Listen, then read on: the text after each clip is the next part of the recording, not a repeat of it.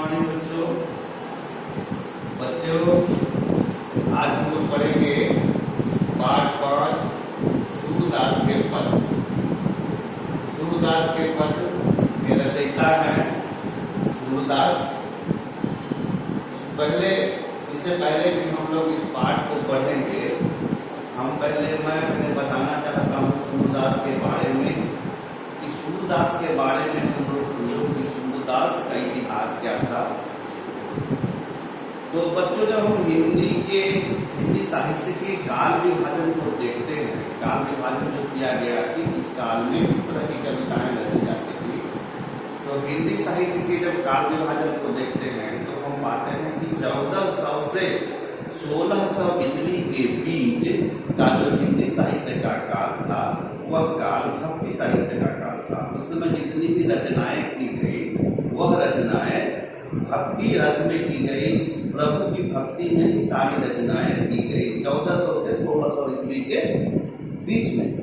और इसमें ध्यान देने योग्य बात यह है कि भक्ति काल के जितने भी रचनाकार थे, सारे रचनाकार मूल रूप में संत थे।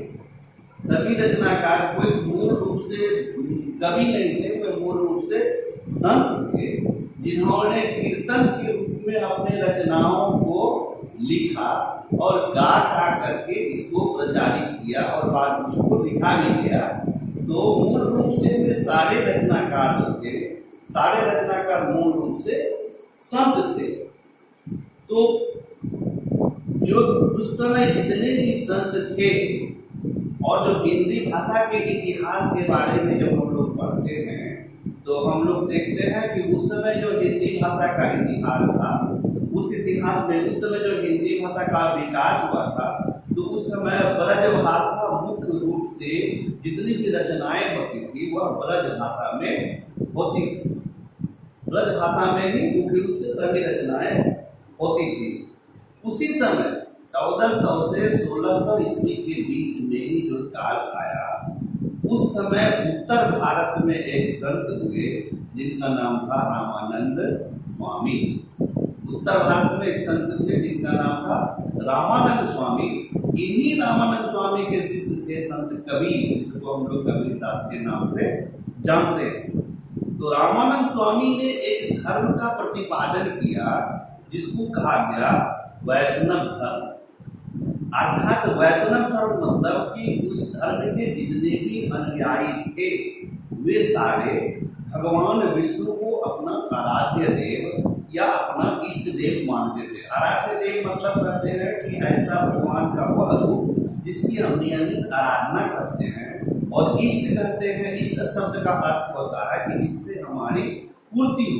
इष्ट देव अर्थात विष्णु को इष्ट देव मानते थे, अर्थात लोगों की यह धारणा थी कि विष्णु के पूजन से हमको सारे सुख प्राप्त होंगे।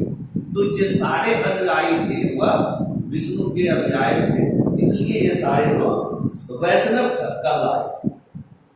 ठीक उसी समय जिस समय रामानंद स्वामी हुए, ठीक उसी समय रामानंद स्वामी हुए उत्तर भारत में, ठीक उसी समय दक्षिण भारत में एक संत हुए, उनका नाम था वल्लभ स्वामी। दक्षिण भारत में एक संत हुए जिनका नाम था वल्लभ स्वामी। उनके पूर्वज दक्षिण भारत के थे। उन्होंने वैष्णव संप्रदाय के एक दूसरे भाग का प्रतिपादन किया, यानी कि जो वैष्णव धर्म प्रचलित था। अब हम लोग जब अपने किताबों की ओर जाते हैं, पुराने हम लोगों के अध्यात्म की पुस्तकों की ओर जब हम जाते हैं, ग्रंथों की ओर जाते हैं, तो हम लोगों की ओर जानकारी मिलती है कि विष्णु के 2 अवतार के बारे में, एक थे राम और एक थे श्री कृष्ण। तो इन्होंने जो दक्षिण भारत में जो संत हुए वल्लभ स्वामी, उन्होंने इसके दूसरे रूप का प्रचार किया और दूसरे रूप में इन्होंने श्री कृष्ण को, भगवान श्री कृष्ण को अपना आराध्य देव और अपना इष्ट देव माना। तो वल्लभ स्वामी के 8 शिष्य हुए। ये जो वल्लभ स्वामी थे जिन्होंने दूसरे प्रकार के वैष्णव धर्म का प्रचार किया, जो पहला प्रकार था विष्णु को मानता था, उसके बाद इसमें विभाजन हो गया, तो वे विष्णु के मूल रूप को आराध्य देव नहीं मान के वे मानने लगे आराध्य देव किसको, आराध्य देव मानने लगे किसको, तो श्री कृष्ण को मानने लगे आराध्य देव, विष्णु को नहीं मानने लगे। तो श्री कृष्ण को मानने लगे और इन्होंने इसका प्रचार प्रसार 1500 ईस्वी के आसपास इन्होंने उत्तर भारत में भी इस प्रथा का यानी इस धर्म का प्रचार प्रसार किया। तो उत्तर भारत में जब वह ब्रज के पास आए तो ब्रज में इनके वहां पर 8 शिष्य बने थे। इनके 8 शिष्य हुए, पहले थे कुंभन दास, दूसरे हुए सूरदास, तीसरे हुए कृष्णदास, फिर परमानंद दास, गोविंद स्वामी, शीत स्वामी, नंद दास और चतुर्भुज दास। इस तरह 8 शिष्य इनके हुए। वल्लभ स्वामी के, वल्लभ देव के 8 शिष्य हुए। ये 8 शिष्य अष्टछाप कहलाते थे। इनको मूल रूप से अष्टछाप कहा जाता था, 8 शिष्यों को अष्टछाप कहा जाता था। इन अष्टछाप के 8 शिष्यों में जो सबसे ज्यादा प्रचलित हुए वे हुए सूरदास। सूरदास के बारे में कहा जाता है, इनके जन्म के बारे में कोई प्रमाणिक जानकारी कहीं किसी के पास नहीं है, लेकिन 1550 ईस्वी को सूरदास का जन्म 1550 ईस्वी के आसपास में माना जाता है। कहा जाता है सूरदास के बारे में कि इन्होंने लगभग 1.25 लाख पद लिखे। सूरदास ने लगभग 1.25 लाख पद लिखे। सूरदास ने 3 रचनाएं की। पहली रचना सूरसागर। इस सूरसागर में भक्ति के पद थे जो कीर्तन के रूप में थे और इसको गाया जाता था। दूसरी रचना इन्होंने की सूरसारावली। सूरसारावली में जो रचना की गई थी वह मूल रूप से होली राग पर आधारित रचनाएं थी। हम लोग सुनते हैं ना, फिल्मों में भी सुनते हैं, बहुत जगह होली में जैसे गाया जाते हैं, ब्रज में होली खेले रघुवीरा, अवध में होली खेले रघुवीरा, ये सारा सूरदास का ही रचा हुआ। तो होली, ये जो दूसरी रचना है सूरसारावली, उसमें होली राग पर ही सारे छंद लिखे गए हैं। इनकी तीसरी रचना है साहित्य लहरी। तीसरी रचना इनकी है साहित्य लहरी, जिसमें श्रृंगार रस की प्रधानता है। साहित्य लहरी में जो इन्होंने रचना की है वह श्रृंगार रस से ओतप्रोत रचना है। और इसी साहित्य लहरी में सूरदास के पूरे खानदान का, उनके कुल का पूरा परिचय भी दिया गया है कि उनके सबसे पहले किसका नाम आता है, उसके पुत्र कौन हुए, उसके पुत्र कौन हुए, उसके पुत्र कौन हुए, तो ये पूरा परिचय उसमें दिया गया है। तो सूरदास के पदों को जब हम लोग पढ़ते हैं, जब हम लोग देखते हैं, तो हम लोग पाते हैं कि सूरदास के पद जो है, सूरदास का जो अधिकार था, मतलब उनका जो लिखने की उनकी शक्ति थी, उसमें 3 रसों की 3 रस महत्वपूर्ण रूप से उपलब्ध रहते थे। पहला था श्रृंगार रस। इनकी बहुत सारी कविताएं श्रृंगार रस की हैं, बहुत सारी रचनाएं श्रृंगार रस की हैं। उसके बाद वात्सल्य रस और उसके बाद शांत रस, तीनों रस इनके रचनाओं में मुक्त रूप से पाए जाते हैं। हमारी पुस्तक में 3 रचनाएं हैं। जैसे पहला है विनय। तो विनय में जो है वह शांत रस की रचना है, क्योंकि वहां शांत मन से ईश्वर की भक्ति में डूब जाने के बारे में बताया गया है। दूसरा है भ्रमर गीत। ये दूसरा है बाल वर्णन। बाल वर्णन जो है वात्सल्य रस की कविता है, यहाँ कृष्ण के बचपन के बारे में बताया गया है। और भ्रमर गीत जो है यह सौंदर्य रस की कविता है। भ्रमर गीत में हम बताएंगे इसको सौंदर्य रस क्यों कहा गया है, क्योंकि इसमें बताया गया है कि उद्धव और गोपी का, यह भ्रमर गीत वास्तव में उद्धव और गोपी का संवाद है। तो इस तरह हम पहले सूरदास को समझ गए कि सूरदास जो है उन 8 कवियों में, 8 रचनाकारों में एक थे, जो किनके शिष्य थे? संत वल्लभ स्वामी के शिष्य थे। और सूरदास के बारे में कहा जाता है, हम लोग भी पढ़े हैं कि सूरदास के बारे में कि सूरदास जन्म से अंधे थे, परंतु जब उनकी रचनाओं को हम देखते हैं तो रचनाओं में हमको कहीं भी यह अनुभव नहीं होता है कि सूरदास जन्म से अंधे थे। ऐसा हमें लगता है कि एक अंधा आदमी आखिर इतनी सुंदर रचनाएं कैसे कर सकता है। तो सबसे पहले हम इन रचनाओं में सबसे पहले हम विनय में आते हैं। तो विनय जो है इनकी रचना है, शांत रस की रचनाएं हैं। और एक ही छंद के आधार पर मैं तुम लोगों को बताना चाहता हूं कि सूरदास की रचनाएं जो है वह मात्रिक छंद है। मात्रिक छंद क्या होता है कि छंद जो लिखा जाता है, कविताएं दो तरह की होती है, छंदबद्ध कविता और छंद मुक्त कविता। छंद मात्रिक छंद वह होता है जिसमें पहले पंक्ति में जितनी मात्राएं होती है उतनी ही मात्राएं दूसरी पंक्ति में भी होती है। यह ऐसा इसलिए किया जाता है ताकि जब इसको गाया जाए तो कहीं भी ताल के साथ व्यवधान उत्पन्न न हो। तो ये मात्रिक छंद है। मात्रिक छंद कहते हैं कि मात्रा जो है, जैसे कि हम लोग जानते हैं स्वर की मात्रा होती है अ आ, तो हम लोग दो स्वर जानते हैं, एक जानते हैं हरस्व स्वर और एक कहते हैं दीर्घ स्वर। तो हरस्व स्वर को छंद की भाषा में हरस्व को कहा जाता है लघु और दीर्घ को कहा जाता है गुरु। लघु का अर्थ जब मात्रा गिनते हैं छंदों में तो जो ह्रस्व होता है उसको लघु कहते हैं और उसके लिए गिनती एक होती है, और जो दीर्घ होता है उसके लिए गिनती दो होती है। जैसे पहली पंक्ति में जब हम देखते हैं तो यहाँ क्या है, जैसे, तो यहाँ ह्रस्व स्वर है एक, ठीक है, तो यहाँ पर एक मात्रा हुई जय अय, यहाँ दीर्घ स्वर है दो एक तीन मात्रा, यहाँ ह्रस्व स्वर है छोटी ई की मात्रा तो वहां एक मात्रा चार मात्रा, यहाँ इसमें अ हुआ एक पांच मात्रा, हा में दो हुआ, दीर्घ स्वर है दो मात्रा सात, एक आठ मात्रा। तो इस तरह से मात्रा को गिनने के बाद हम देखते हैं कि ऊपरी पंक्ति में जितनी मात्राएं होती है निचली पंक्ति में भी उतनी ही मात्राएं होती है। हम लोग आते हैं हम लोग विनय पर। विनय जो है यह सूरदास जी ने जो लिखा है, यह रचना विनय, यह भक्त के भगवान में डूब जाने की अवस्था है। ये जो रचना इन्होंने दिखाया है वह भक्त के भगवान में डूब जाने की अवस्था है। सबसे पहले हम लोग इसके शब्दों को समझते हैं।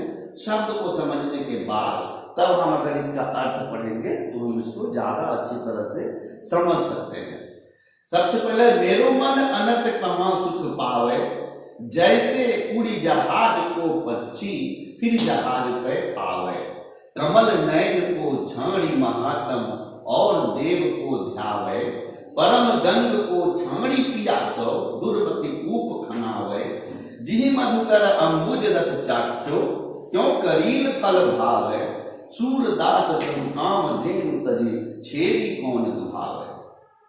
सबसे पहले शब्दों को समझते हैं। मेरो का मतलब होता है मेरा, मन, अनंत मतलब होता है अन्यत्र, अन्यत्र को लिखा गया है अनंत। ये ब्रज भाषा है क्योंकि उस समय के जितने भी रचनाकार थे उन्होंने ब्रज भाषा में ही रचना की। जो आठों कवि जो इनके जो गुरु थे सूरदास के, उनके आठों शिष्य सब ब्रज के ही रहने वाले थे, इसलिए सभी ने अपनी अपनी रचनाएं ब्रज भाषा में भी की है। तो यह भी ब्रज भाषा में है। मेरो का मतलब होता है मेरा, अनंत का मतलब होता है अन्यत्र, सुख समझते हैं, पावे मतलब पाना, जैसे उड़ी, उड़ी मतलब उड़कर, जहाज को पक्षी, पक्षी का कहा गया किसके लिए, पक्षी के बारे में, मतलब चिड़िया, फिर मतलब घूम फिर के, फिर मतलब घूम फिर के जहाज पर आवे मतलब जहाज पर आता है। कमल नयन कहा गया है श्री कृष्ण को, कमल के समान नयन, इसलिए कमल नयन यह एक समासिक पद है। कमल नयन कहा गया श्री कृष्ण को। छाणी मतलब छोड़कर, महत्तम मतलब उनके महात्म, उनके महत्व को छोड़कर किसी और देव को, किसी और ईश्वर को ध्यावे मतलब ध्यान करे। परम गंग मतलब परम पवित्र गंगा, छाणी को छोड़ के प्यासों में प्यासा। दुर्मति मतलब बुरी बुद्धि वाला मूर्ख लोग, कूप मतलब कुआं, खनावे मतलब खुदाता है। जी मतलब जो, मधुकर मतलब होता है, मधुकर जो है ये पर्यायवाची है भौरा का। मधुकर अंबुज, अंबुज का मतलब होता है कमल, अंबुज रस मतलब कमल का रस। चाख्यो मतलब चखता है। करील मतलब करेला यानी कि कड़वा फल। सूरदास प्रभु कामधेनु, कामधेनु वह गाय थी जिसके बारे में कहा जाता है उसको किसी भी समय दूध लिया जाता था, जिस समय भी चाहे दूध लेते हैं तो वह दूध देती है। और छेरी कहते हैं बकरी। तो सबसे पहले हम इसके शब्दार्थ को समझते हैं, तब हम इसके भावार्थ को समझेंगे। शब्दार्थ है, मेरो मन अनक कहाँ सुख पावे, जैसे उड़ी जहाज को पक्षी फिर जहाज पे आवे। हमारा मन, सूरदास जी कहते हैं कि मेरा मन कहीं अन्यत्र, कहाँ अन्यत्र, किस जगह में सुख पाएगा। हमारे मन को किसी और जगह में कहाँ सुख मिलेगा। जिस तरह से कि जहाज का पक्षी घूम फिर कर जहाज पर ही आ जाता है, उसी तरह हमारा मन भी कहीं और नहीं लगता है तो घूम फिर कर प्रभु के शरण में आ जाता है। जहाज यहां पर कहा गया है समुद्र में चलने वाले जहाज को। तो जहाज के ऊपर जो पक्षी होता है, जो चिड़िया होती है जहाज के ऊपर, वह क्या है कि अगर उड़ती भी है वहां से तो कहीं दूर दूर तक उसे कोई ठौर नहीं मिलता, चारों तरफ उसे जल ही जल दिखता है, तो घूम फिर के वापस वो जहाज पर ही आ जाती है। तो उसी तरह कहते हैं सूरदास कि प्रभु के में अगर हृदय लग जाता है, मन लग जाता है, तो लोग कहीं और मन नहीं लगा सकता है। जिस तरह जहाज का पक्षी घूम फिर कर वापस जहाज पर ही आ जाता है, उसी तरह किसी का मन यदि प्रभु में लग गया है तो वह वापस प्रभु के पास ही आता है। कमल नयन को छाड़ी महात्म, कमल नयन श्री कृष्ण को छोड़कर, श्री कृष्ण की भक्ति को छोड़कर और देव को ध्यावे, और किस भगवान की आराधना की जाए। सूरदास कहते हैं कि श्री कृष्ण को छोड़कर किसी और भगवान का ध्यान करना ठीक वैसा ही है, परम गंग को छाणी किया तो दुर्मति कूप खनावे। कहते हैं कि श्री कृष्ण की भक्ति को छोड़कर किसी और देव की भक्ति ठीक उसी तरह है जिस तरह से कि प्यासा सामने में परम पवित्र गंगा को छोड़कर बगल में कुआं खुदवाता है। मूर्ख मनुष्य, मूर्ख प्यासा, जब प्यास लगती है मूर्ख मनुष्य को, तो सामने में परम पवित्र गंगा के रहते हुए भी वह कुआं खुदवाता है। ठीक उसी तरह वैसा ही है जैसे लोग श्री कृष्ण को छोड़कर किसी और प्रभु का ध्यान करें। जिहि मधुकर अंबुज रस चाख्यो, क्यों करील फल भावे। जिस भौरे ने कमल के रस को चख लिया है, जिस भौरे ने कमल के रस को चख लिया है, उसे करेला क्यों अच्छा लगेगा। जिस भौरे ने कमल के मीठे रस को चख लिया है, उसे करेला, तीखा फल, कड़वा फल क्यों पर अच्छा लगेगा। सूरदास प्रभु कामधेनु तजी, छेरी कौन दुहावे। सूरदास कहते हैं कि कामधेनु, जिसके पास कामधेनु है, उसको छोड़ के बकरी को दूहने कौन जाए। ये इसका, इस पद का शाब्दिक अर्थ है। अब हम इसके भावार्थ को समझें तो भावार्थ कहता है कि यहाँ भक्त और भगवान, भक्त की भगवान के प्रति अनन्यता और ऊंची अवस्था को इसमें दिखाया गया है। सूरदास जी ने भक्त के भगवान के प्रति जो क्या बोलते हैं, उसका जो अनन्यता है, जो किस तरह से भक्त भगवान से जुड़े होते हैं, उसकी एक ऊंची अवस्था को दिखाया गया है। कहते हैं कि जीवात्मा जो है परमात्मा की अंश स्वरूपा है। यथा अर्थात हमारा शरीर जो है जीवात्मा, जीवात्मा की कल्पना की गई है पक्षी से, और परमात्मा की कल्पना जीवात्मा की तुलना की गई है पक्षी से और परमात्मा की जहाज से। जीवात्मा कहीं भी घूम के जाए वापस जहाज पर यानी अपने परमात्मा से मिलने के लिए आती है, और वहीं उसको विश्रांति यानी कि शांति, विश्राम और शांति मिलती है, और कहीं भी उसे सच्चा सुख, अन्यत्र उसे सच्चा सुख और शांति नहीं मिलेगी। प्रभु को छोड़कर जो इधर उधर खोजता है वह मूढ़ है, वह मूर्ख है। कमल जिस भौरे ने कमल का रस चख लिया है वह भला करील का रस क्यों चखेगा, करील को उसको क्यों पसंद पड़ेगा। जिस तरह से कामधेनु को छोड़कर बकरी को कौन मूर्ख दूहेगा। तो इसको